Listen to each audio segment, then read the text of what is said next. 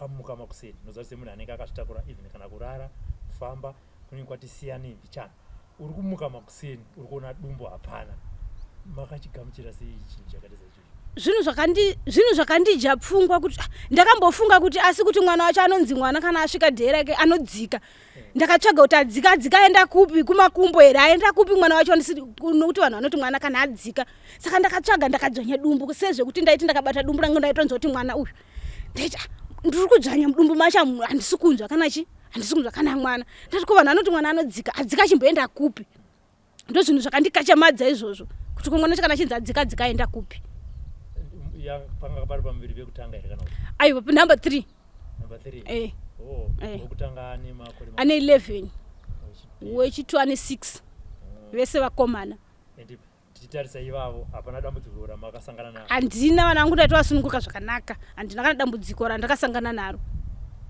pamakanga maenda kusikani uyu mainzi mwanai aiwa ini kusikana apa ndakazongoenda kunotariswa chete kuti ndaona ndisisina nhumbu kubva kumashure kwese kunanisa ndamboenda kusikani ndaingeenda kusikero chete handinanga ndaziva kuti mwana anga ari mudumbu mangu imwanai asi kumasowe vaindiudza vaigona kunditi munongozoti zvekumasowe dzimweni dzenguva maprofita anyanya kutedzeserwa vainditi maybe mwainditi musikana ndokazhinji kacho kwaise kwandaenda vainditi maybe musikana because kana inino wacho matakuro ananga ndakaita nesituation yangu kuvakomana yanga yatosiyana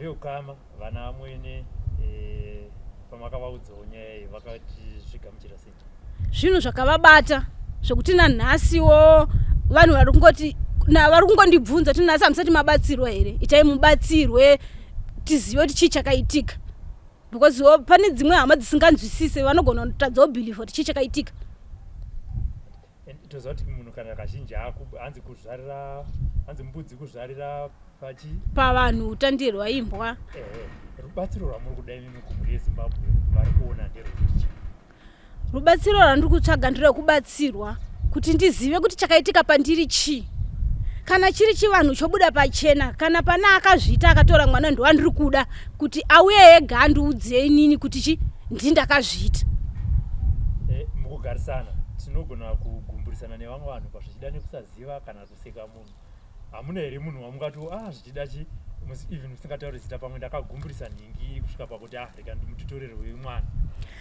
pari pakugumburisana nemunhu handina asi chaindinetsa ndechekuti muarea muno matogara mune mwana ane makore ari under 20 years musikana aita akandiona musikana yaitombouya pamba pandogara zvokuti aitombouyawo achitora mwana wangu achinoperekedzwa chikoro achinovatora achisiya mwana wangu saka aiti kana mamwe mazuva ndafambira kana kusaidi kuarea kwavo asina kuya pamba pangu aigona kunditi my brendo mwana ari mudumbu menyu haasi kukuremera here ndipewo ndimbokutakurirai akazvitava musi wekutanga wechi2 wacho akanditi my brendo ndipe mwana ari mudumbu menyu ndimbotamba naye ndozokupai ndabva ndamudzokera pamba patori naamai vake ndakamuti iwe zvauri kutaura zviko mangwana ndakazomuka ini ndaona dambudziko ndinoti chii amai vake vakangobuditsa muromo wekuti iwe ndakakudza ndizvo zvazvitauriwe mumwe musi akatozotouya pana papamba akanditi maibrendo muri kuziva here kuti pane mwe munhu anogona ngokujira mwana ari mudumbu menyu achitorwadziwawo zvake zvichiramba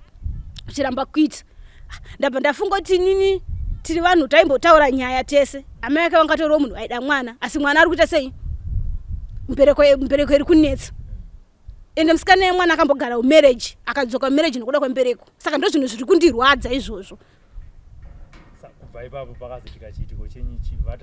havana kana pano havachatsika kana kunditaudza havachanditaudza nyange wakatondiona parodhi havanditaudzi nyange nini wacho ndakataura kuti mamukasei pari zvinhu havachanditaudza havandidaire kana kuya kundibvunza kuti chii chakaitika kana kuti andibvunze semunhu aita akandiona kunditiko mwana ari mudumbu menyu haasi kunetsa here ndipeyo ndaitofunga kuti pamwe munhu achadzokawo kwandiri achiti kwamaibrenda hamusisina nhumbu waniko chii chakaitika asi havana vakangonyarara kana kuti vauye vandibvunze hapana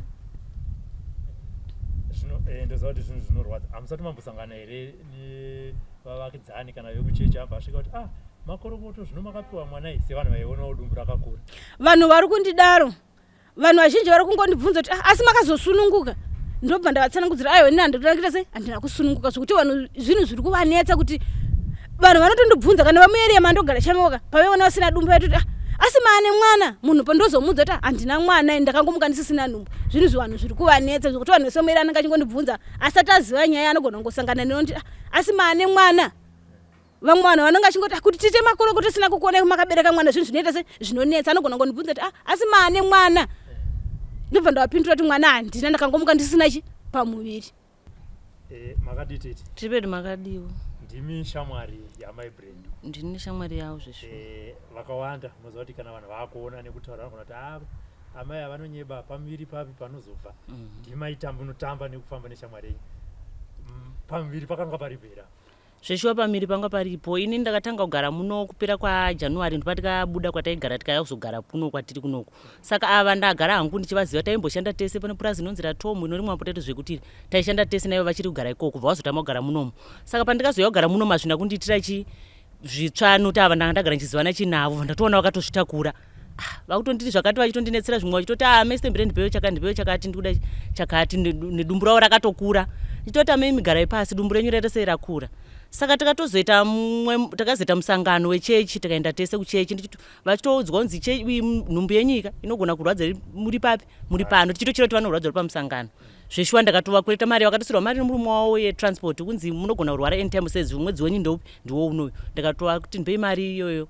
Ndakatotora mari ndikatenga majuzi remwana wangu ndikazovadzosa chinzi mari inofanira kugara iripo noti ndeyetransport. Zveshuwa kuchechi vanhu vachitoshotwa chitonzi tikutorwarira amai Brandon hazvina kupinda nepakadaro. Saka Saturday yachoyoyo Sunday ndakazouya kunoku kundavarotera hope vava. Ndakati ngandindokuona amai Brandon. Ndikati amai Brandon mukuenda kuchechi here? Vakati handisi kuenda kuchechi. Ndikati ko musikuenda kuchechi ndotoenda kutaura hope dzenyu kuchechi pavanhu varipo ndakurotera hope dzenyu dzakaita sedzakaipa. Ndakatovatsanangurira hope dziye. Saka ndavatsanangura hope dziye zvikanzi regai ndogeza titenda kuchechi hatina uzinda.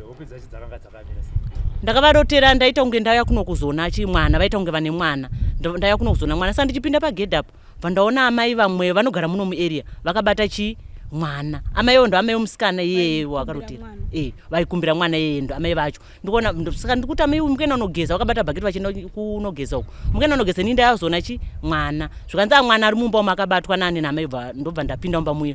Saka ndichisvika ndakaona mwana uyo akaoma kuoma zvezvokunzi ndakati mwana akaoma amai Brandon mwana akafa. Amai vanga vakabata mwana zvikanzi mwana uyo hanombofa. Vandati amai Brandon dzokai kuno kumwana wenyu akaita sakatonhwa. Saka ndamubata mwana uyo unge ndikuita zvinoitwa kuchechi zvokubata mwana uchimudai. Ndamubata murume mwana akatoma kuti ndikati dzokai kuno mwana akatofa. Saka murume wavo manje aita kunge ari kusvika pagedhe achibva kubasa kwaishanda achiuya kuno. Ndikati Brandon mukufara zvenyu mwana wenyu aita sei? Mwana akatofa. Zvanzi mwana akafa. Saka nguva iyoyo manje ndikabva amai vadzoka mumba kwaita kunge kuya mapostori akuya zobudisa mwana iyeye. Mapostori vasvika ndikuti vaudza kuti mwana iyeye wamukuya kubudisa akaita sei? Akatofa. Saka bva ndapepuka ndikadaro ndikati ndopedza ndakuroterei. Saka handini handikwanisi kududzira handini moita sei tonzwa maprofita wavo vanoita sei kuti mududzire hope dzenyu kuti noti hadzinomira zvakanaka. Ivo bva vatoti hazvishamisi ndikatorota ndakabata mazai aya azobvutwa munhu achakananga nekupi nouku. Saka hope dzenyu zikungoenderana naizvozvo. Saka vadaro manje ndopa vakati ko ndo mande yacho ndopa mukazo mande yacho ndopa vakamuka vasina dumbu vachitofamba. Ndikati ko amai Brandon ko shuwa here chandikuona ndikuona kunge musisina kana dumbu. Zvikanzi handina kana dumbini. Vachitotsvaga mari vachida kutenga masiki kuti vaitenda kupi kuclinic. Kwanza handina kana dumbini ndoda kutenda kupi kusikani. Shuwa mande iyoyo ndopa vakaenda kusikani. Pavakadzoka ndopa vakatonditi amai uyu kudumbu mangu hanzi hamuna mwana. Ndikati muna mwana. Zvanzi hamuna mwana. Zveshuwa dumbu vanga vasitorina. Zveshuwa mfunga takashungurudzika. Ndikati amai uyu itai kuti muite sei muwane kutsvaga kuti noti hapana chamabuda here kana mukaka usvanzi hamuna ropa hapana kana ropa riri kubuda. Saka zvikurevei. Saka chitsvage vanhu vanoita sei vanokubatsirai muwane kuita sei munzwe kuti chii chaitika nokuti hazvingangoveri kana dumbu rangodaro. Kana dumbu rabuda paifanira kuoneka pafanira kuti kamwana nokuti yanga ya9 months. Saka panofanira kuwanika mwana yanga iri kuma2 months taiti ropa rinooneka manje hapana. Saka vakazoenda kumukoma wavo mwana wamai wavo ndivo akazotanga kuita sei kuti gatichiita sei tichiona kuti tingafambe here kuti tinzwe kuti zvakamira sei. Ndo zvakaitika. Imimi semadzimai hamusati mambonzwawo here nyaya idzodzo dzekuti munhu anogona kuita pamuviri kusvika kuma9 months ozongonzwa kuti pamuviri hapasisina? Kuti ndizvitambire kudaro ndinoziva kuti nhumbu inogona kubuda munhu anogona kusununguka mwana akaita sei akatonhora kana akafa kare. kwete zvokuti dumbu nonyangadika kuzongona usisina dumbu indasati ndazvinzwa wangu. My Brendan, pamakaenda kuna doctor paakangotsanangura kuti ndiri kuona kuti mudumbu chibereko chiri kuratidza kuti mwana akabuda, haana here zvimwe zvaakatsanangura achiti tichitarisa nyaya dzakaita so dzinogona kuitika kana kuti sei akambosvika here pakugara nemi achinyatsokutsanangurira? Izvozvo haana kukwanisa kunditsanangurira because nanitori namunhu naanatobatikana zvokuti angasakwanisa kana kutaura neni, nandakutongochema. Ndakabva ndatongobuda muchipatara mwe haana zvaakazokwanisa kuti aramba achitaura neni. Asi akangonditi munofanira kuzvitsvaga kuti chii chaitika. Okay. Koyo manesi pachipatara pakliniki pamaenda kana pamakanyoresa ipapo ndipo panga pana doctor wacho futi? Skani ndakazoenda unoitirwa kutauni paRed Cross. Okay. Okay. Saka iko kukliniki pamakanyoresa uko amuna kuzombodzokera iko? Kuchipatara ikokoko handina kuzombodzokerako.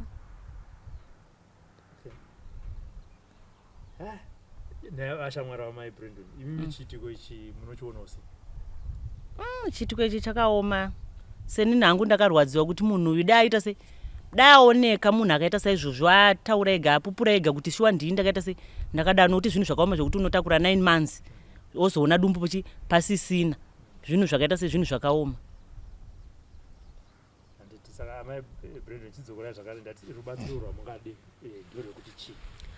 Ini rubatsiro rwandiri kutsvaga vanongondibatsira kuti munhu kana pane munhu akaita chitiko ichi ataure iye nemuromo wake kuti ndindakazviita uye zvakazviitirei, akamutora mwana wacho aida kumudii.